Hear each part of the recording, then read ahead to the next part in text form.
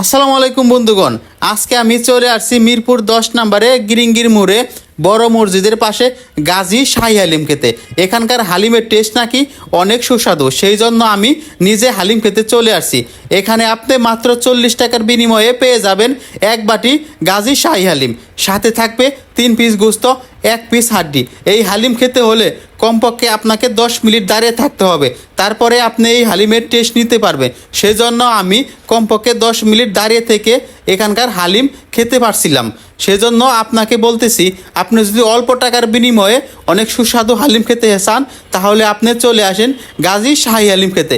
এখানে আপনি 40 টাকা থেকে শুরু করে 200 টাকার মধ্যে পার্সেল নিতে পারবেন। এখানের পার্সেলের সুব্যবস্থা আছে, সেজন্য আপনাকে আগে ফোন দিয়ে আসতে হবে পার্সেল নিতে হলে, না হলে আপনাকে আধা ঘন্টা এখানে দাঁড়িয়ে থাকতে হবে।